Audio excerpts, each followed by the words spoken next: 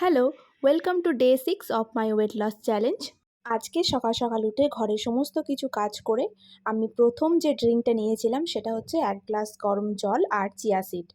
তারপর প্রতিদিনের মতন একটু কার্ডিও এক্সারসাইজ করে আমি স্নান টান সেরে একদম ফ্রেশ হয়ে গিয়েছি। আর তারপরেই খেয়েছি একটা ডিম সেদ্ধ, তার সাথে 5টা ভেজানো আলমন্ডস। আজকে না রান্নাবান্নার খুব একটা ঝামেলা নেই, কারণ আজকে হাজব্যান্ড বাইরে গেছে কাজের জন্য। আমি নিজের জন্য আগের দিনে যে ধোসার ব্যাটারটা ছিল সেটা দিয়ে আজকে কাজ চালিয়ে নেব। তো দুপুরে আমি নিয়েছিলাম ধোসা, 2টো ধোসা নিয়েছিলাম, আর পিনাট চাটনিটা ছিল সেটা, অনেকটা স্যালাড নিয়েছিলাম আর একটা ডিম সেদ্ধ। যে কোনো ওয়েট লস চ্যালেঞ্জে কিংবা কোনো হেলদি ডায়েট মেনটেনের ক্ষেত্রে বিভিন্ন ধরনের ধোসা কিন্তু আমাদের খুবই উপকার করে। যেমন মাল্টিগ্রেন ধোসা, বিভিন্ন ডাল মিশিয়ে ধোসা, এইগুলো কিন্তু ট্রাই করতেই পারো।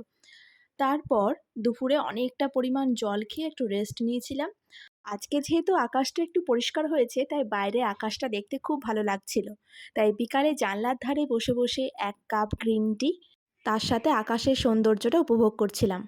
তারপর সন্ধেবেলায় একটু নিজে পড়াশুনো করে রাত্রে 8টার মধ্যে আমি ডিনারটা কমপ্লিট করেছিলাম। আর আজকে নিয়েছিলাম 2টো ছোট সাইজের মাল্টিগ্রেন রুটি আর পনির ভুর্জি। এই পনির ভুর্জি রেসিপিটা অলরেডি আমার চ্যানেলে আপলোড হয়ে গেছে, তোমরা গিয়ে চেক করে এসো। খুব ভালো একটা হাই প্রোটিন রেসিপি যেটা রুটি পরোটার সাথে ট্রাই করতে পারো। আজকের মতন টাটা।